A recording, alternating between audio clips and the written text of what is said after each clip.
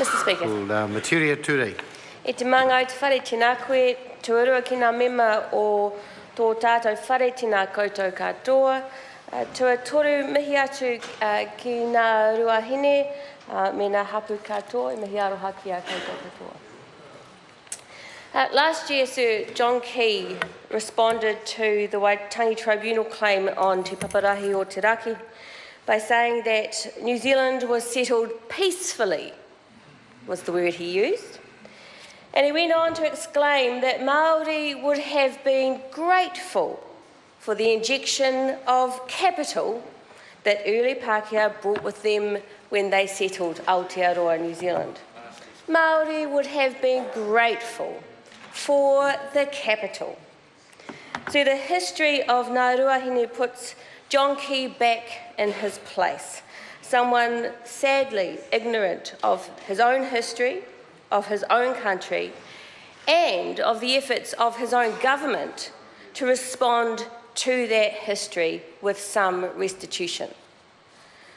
So this morning, Sir, I want to set out some of that history as John Key's own government has described it in their own legislation before us today, and suggest that perhaps he might want to reflect on both the inaccuracy and the offensiveness of his earlier comments. Before 1960, Ngaruahine were prosperous and economically successful and retained ownership of their lands and resources after consistently opposing the sale of land in their rohe to Europeans. In the late 1950s, some Ngaruahine provided assistance to northern Taranaki iwi who were also resisting Crown efforts to acquire land. The Crown declared some Māori who were preventing surveys elsewhere in Taranaki to be in rebellion and commenced hostilities against them. Some Ngaruahine entered the war on the side of the non-sellers. Following the occupation of Tataraimaka block by Crown troops, conflict in Taranaki resumed in 1863, and Ngaruahine people again travelled north to engage with Crown forces.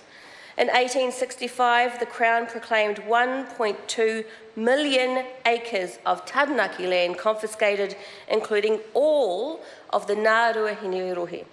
The confiscations were indiscriminate, depriving both loyal and rebel Māori of their lands.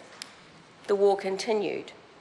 And in early 1866, Crown forces entered Ngaruahine rohe and used scorched earth tactics, which devastated several Ngaruahine villages, along with associated food stores, livestock and crops. As a result of the Crown's military campaigns, Ngaruahine people were forced to abandon their former homes and food gathering sites, suffering from severe hardship. Some Ngaruahine people were taken prisoner during the war, and a number lost their lives. The process that was established to compensate loyal Māori for the confiscation of their land began in the 1860s, before the fighting had come to an end in South Taranaki, and this made it very difficult for Ngaruahine people to participate in the hearings for that compensation. And by 1880, none of the compensation court awards to Ngaruahine had been implemented.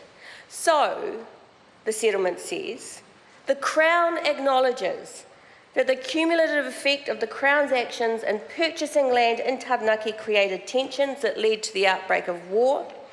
It conducted a bush scouring campaign and used scorched earth tactics in southern Taranaki to reduce the ability of Māori, including Ngaruahine, to fight. That these campaigns resulted in the devastation of a number of important Ngaruahine kāinga, including Mā Whitiwhiti and Ngāhi Paipa, and forced Ngaruahine to flee their settlements, causing severe hardship for them. That Ngaruahine suffered loss of life during the Taranaki Wars, and that the Taranaki Wars constituted an injustice. Doesn't sound like peaceful settlement to me.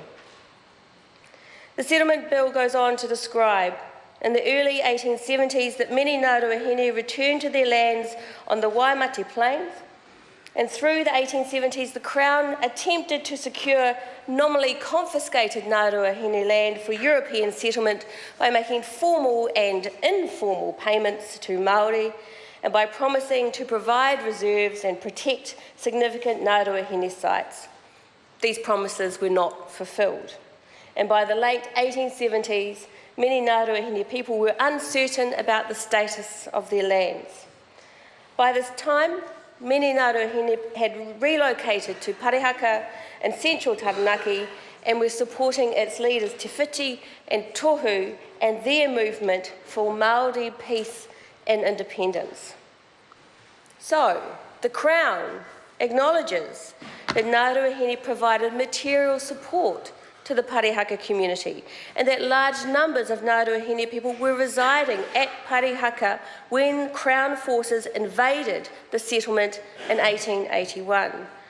It inflicted serious damage on the prosperous Māori village of Parihaka and the people residing there, forcibly dispersing many of the inhabitants and assaulted the human rights of the people. These actions caused great distress and were a complete denial of the Māori right to develop and sustain autonomous communities in a peaceful manner. And its treatment of Ngaruahine people at Parihaka was unconscionable and a breach of the Waitangi Tribunal. The Crown also went on to acknowledge that it detained members of Ngaruahine and other Māori of Taranaki for their participation in peaceful resistant campaigns initiated at Parihaka. That legislation was enacted that suspended the ordinary course of the law, and as a result, most prisoners, including many Ngaruahine people, were detained without trial. The detention of those prisoners without trial for an unreasonably lengthy period assumed the character of indefinite detention, and the imprisonment of Ngaruahine and other Māori of Taranaki in South Island jails for political reasons inflicted unwarranted hardships on them and their whānau. The treatment, the Crown acknowledges, of these political prisoners was wrongful, a breach of natural justice, and deprived them of their basic human rights. There is much more of this history, this demonstrable, proven history in the settlement legislation, and I would urge all New Zealanders to take the opportunity, while this bill and while other settlement bills are going through the House, to look at those histories, to learn what those histories are, especially in their own areas, to understand what happened in their own country so that we may learn from those lessons, we may understand where we come from and present a much brighter vision for how we might proceed in the future. This history set out in the Ngaruahine legislation shows just the first decades after Te Tiriti o Waitangi was signed, and it is a history of violence, racism and theft, all of which characterised the colonisation process. It was not peaceful, it was not about fair exchange, it was about greed. So treaty settlements have many problems in the Green Party view, but one of the things they get right is the setting out of our collective history. We need to make more of these accounts, to understand them, to learn them, and to learn lessons from them. I want to wish Ngaruahine all the very best for the future of their settlement. I look forward to talking with them more about this in the Select Committee. Tēnā koutou katoa.